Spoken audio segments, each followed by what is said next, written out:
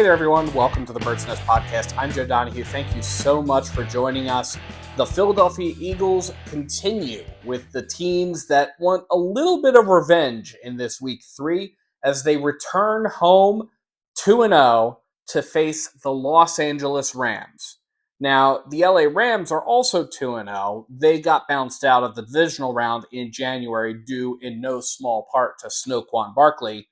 So today, what we're going to do, we're going to break down the keys to this game and how the Eagles need to come away with a victory.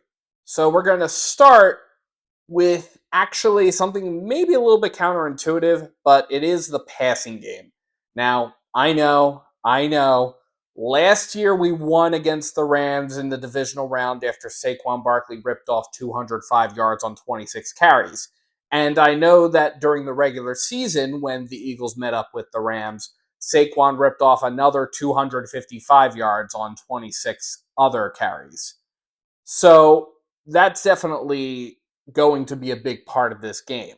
But the Rams actually did go a little bit heavy on run blockers during the offseason. They picked up a number of linebackers and defensive linemen in the draft.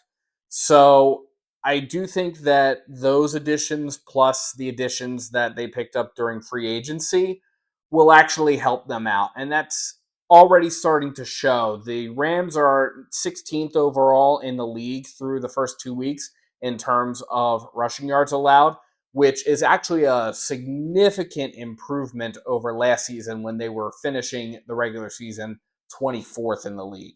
So not a good look for the Rams in the run game, but definitely seems to be a little bit better for them. And obviously we'll see how they fare against a high caliber running back like Saquon. Now, the Eagles should have a little bit more success in the run game this week than last week, but the reason why the passing game, I think, is probably going to be a little bit more important is because of who's going to be missing on the Rams defense.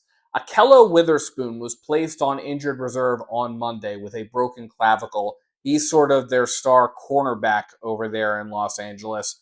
And after him, the Rams have been very, very light at corner. So while they did pull in some help later on in the week, that is still kind of a crisis area. And I think that the Eagles should take advantage of that.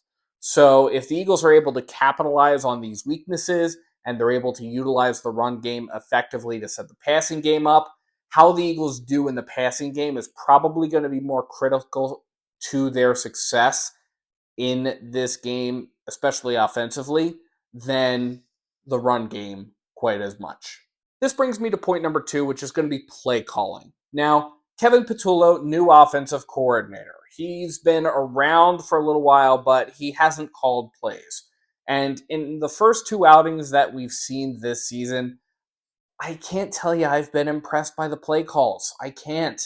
Now, yes, the Eagles are using a little bit more of the middle of the field than they did under Brian Johnson, but the Eagles kind of steered away from using the middle of the field in week 2.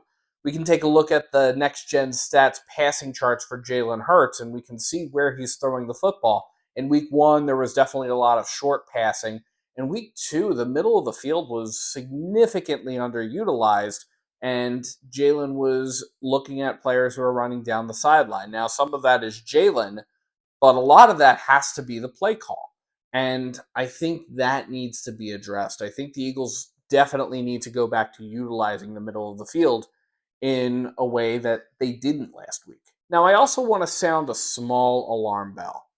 On Tuesday, Kevin Patullo, as is custom with all coordinators in the NFL, Kevin Patullo met with the media, and he was asked a very pointed question by Elliot Shore-Parks of 94 WIP regarding a comment that Tom Brady made on air.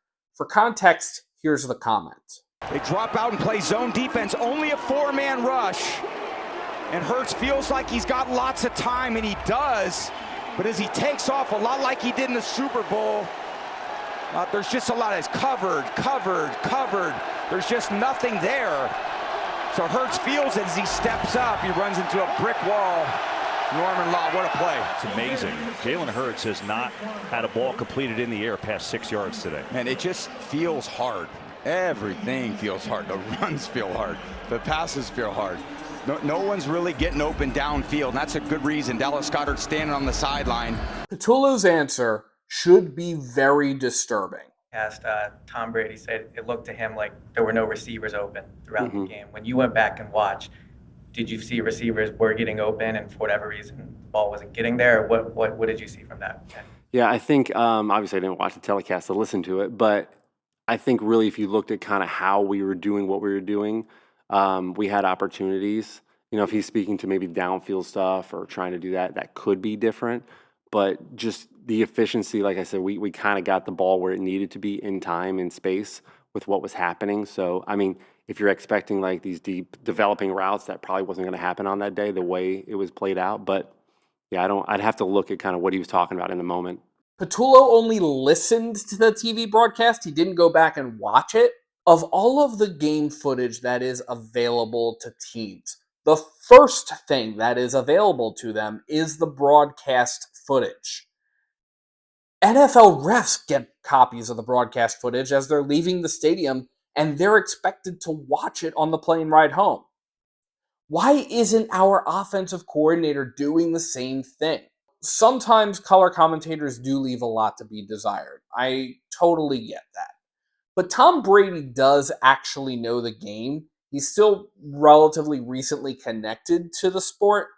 And if he's saying that receivers aren't getting open, then receivers aren't getting open. KP does have to make the adjustment. He has to be able to review the game tape to figure that whole operation out.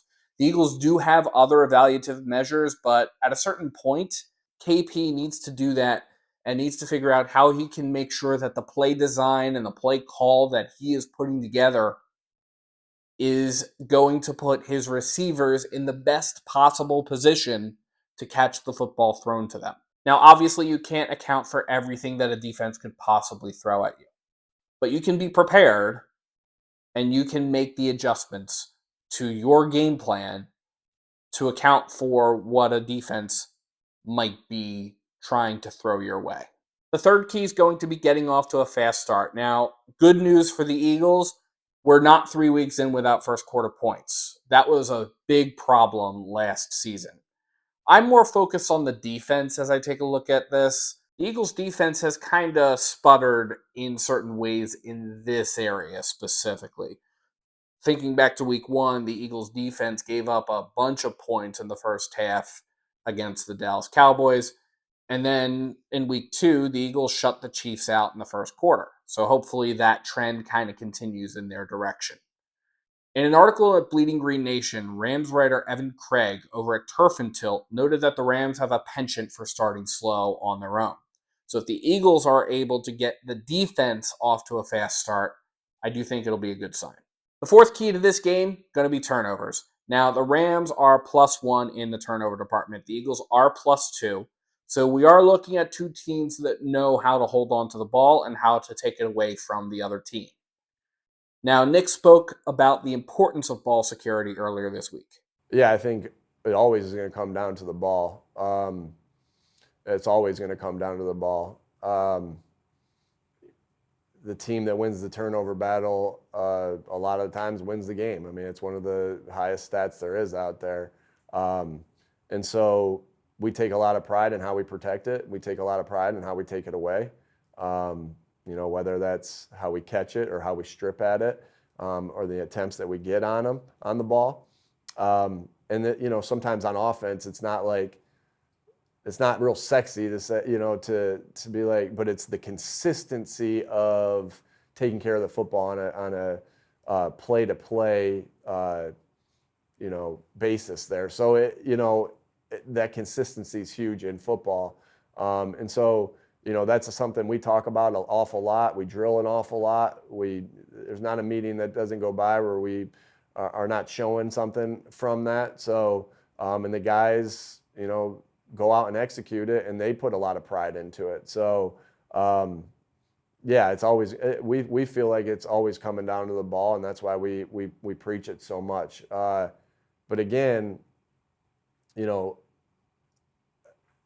conservative. Whatever, however you said that, right? Like different games call for different plays to be run, and then also the way the defense plays dictates sometimes there. And so it's, you're never trying to be risk adverse because you still got to create explosive plays. And so, and that's where an area that we have to get better at. Importantly, the Rams are only +1 in the turnover department because they have actually given up the ball a couple times, something the Eagles have not actually done. The Eagles have fumbled the ball, but they've been able to recover it on their own. So given the fact that the Eagles have now forced turnovers in each of their first 2 games, the Eagles need to continue to do that in order to cut the Rams off at their knees. The last key to the game, mid-game adjustments. Now, I often refer to these as halftime adjustments, but Vic Fangio would have a word or two to say about that. Halftime adjustments are way overblown. Halftime is 12 minutes long. Takes me a few minutes to get down. Takes me a few minutes to get back up. You need to be making adjustments all throughout the game. If our offense has a good drive, there might be more than 12 minutes in between when we're on the field. So in between series, you got to be doing it. I got to be doing it in my own mind from a play calling standpoint. So, it's constant. The idea of halftime adjustments is overblown, in my opinion. It's a constant during a game. Now, you can call them whatever you want. You can make the adjustments whenever you want. But the one area that the Eagles have excelled at through the first couple of weeks, and even going back to last season, is the mid-game adjustments. It's most noticeable at halftime, especially in these first 2 weeks, even though you're making adjustments constantly throughout. The Eagles shut the Cowboys out in the second half in week 1. In week 2, Patrick Mahomes had 60 rushing yards on 5 carries in the first half and only got 6 rushing yards on 2 carries in the second. The Philadelphia Eagles need to be like the Borg in Star Trek, assimilating so as to shut down the Rams' best weapons. If the Eagles can do that, I think they'll be well poised for a Week 3 victory. So those are my thoughts, but let me know what you think in the comments below. What are your keys to victory? What are you going to be watching for? What areas of concern do you have heading into this game? Let me know. And thank you so much to everyone for tuning into the Bird's Nest podcast. You can support the Bird's Nest podcast by liking and subscribing to Bird's Nest Media right here on YouTube, as well as by sharing to your social media pages. You can also find us on SoundCloud, iTunes, Amazon Podcasts, Spotify, the Odyssey app, and iHeartRadio. Please visit birdsnestmedia.com for additional Eagles and NFL coverage. And if you feel so inclined to support us in a different way, you can find the link to our Patreon in the description below or at birdsnestmedia.com. Thank you so much for tuning in, and let's go Eagles!